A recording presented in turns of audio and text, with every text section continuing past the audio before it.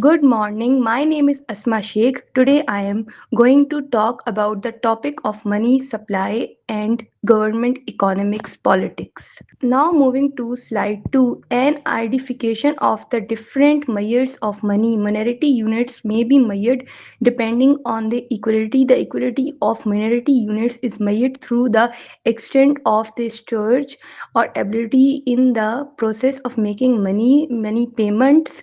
Currency is the simplest type of monetary units which comprises coins and paper money. It is the most liquid form of monetary units because it may be used in purchasing monetary commodities or services, and other monetary unit is M1. M1 is made up of currency, checkable or demand deposits and savings. Demand deposits are also very liquid as they may be withdrawn through debit cards, check your online banking and automatic teller machines.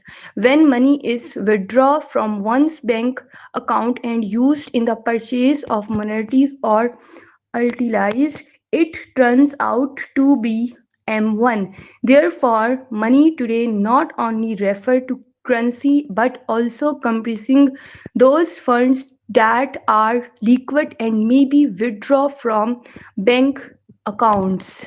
Now I am moving to slide 3. The border measures of money is M2, which compressing all components of M1 together with other uh, less liquid forms of money included time deposit, fixed deposit, certificate of deposit, and money market funds.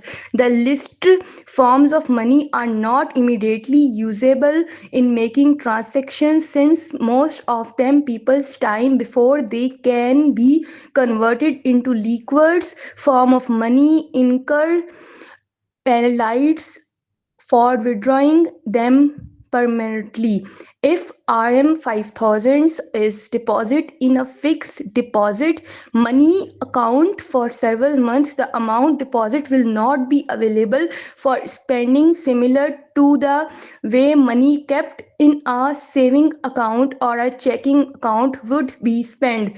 M2 is an indicator that reflects the amount of money supply within an economic and compressing both relatively usable money and other forms of money are they that are almost like money. Now I am moving to slide 4. The diagram illustrates the circular flow of money supply within the economy. At the center is the central bank, which controls and regulates the supply of money.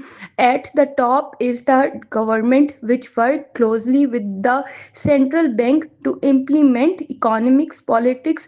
At the bottom are organizations that fertilized financial activities, and the distribution of money on the side are business and people which engage in economic transaction such as spending, earning and investing. The circular structure show that money constantly flow between these groups, highlighting how different forms of money such as currency M1 M2 circulate in the economy depending on the equality and storage. Now I am moving to slide 5, an explanation of how minority and fiscal politics are used by government. Monetary policy can be defined as a strategy used by a country's central bank in regulating the flow of money and the level of interest rates in its economic with the intention of stabilizing its economic. The main objective of monetary policy is the promotion of economic growth or control of inflation in the economic depending on the prevailing situation in the economic at any particular time. In situation where the economic is underperforming or not performing well, an expansionary monetary policy will be used with low interest rates and high money flow. Nevertheless, in case the economic is overheating and there are indications that inflation is rising, the central bank will adopt a contractionary monetary policy strategy.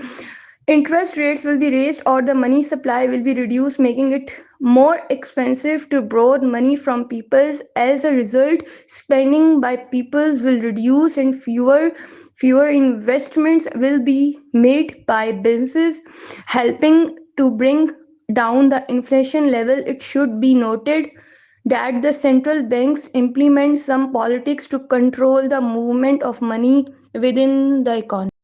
Now I am moving to slide 6. Fiscal policy involves the use of the government's power of extension and spending for managing the economic. The most important objective of fiscal economic is economic management through the regulation of the level of economy activity in terms of growth, employment and price levels. In case the economic is facing recessionary pressure or slow growth, the government adopts an expansionary fiscal policy that include increased spending by the government in providing social and economic services, lowering tax rates, among others. Expansionary fiscal policy stimulates spending by individuals and firms, promoting economic growth and creating jobs. Conversely, during time of high inflation, the government can adopt a constitutionary fiscal policy. The constitutionary fiscal policy consists of decreasing government expenditures or increasing tax rates so that there will be a decline in the level of aggregate demand within the country. With less money available for people to spend, they will not overspend and thus will help reduce inflation. The advantages of using fiscal policy over monetary policy is that it is a much quicker in action. Now I am moving to slide 7. In summary, visual policy and monetary policy differ mainly in who controls them and how they influence the economy. The visual policy is managed by the government and involves changing in taxation and public spending to affect economic activity, often influenced by political decision and impressing the government budget. In contrast, monetary policy is controlled by the central bank and focus on adjusting interest rates and the money supply to manage inflation, and it is usually more independent from political influence while affecting areas like exchange rates and housing market. Now I am moving to slide 8, a description of how interest rates are used by government. The government makes use of interest rate as one of the major factors used in stimulating growth in economic activity during times when there is a slowly down or recessions. During slow economic activity, central banks will set interest rates low.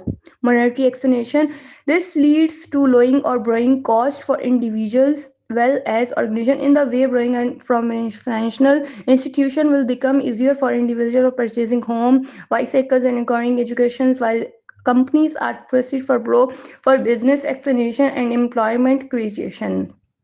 Moreover, when interest rates fall, there is an intensive against saving as it reduces the gain from keeping money in the bank. As a result, more people will be motivated to spend money other than save. Spending money raising the demand of product and services, thereby adding business expansions, boosting production and creating jobs.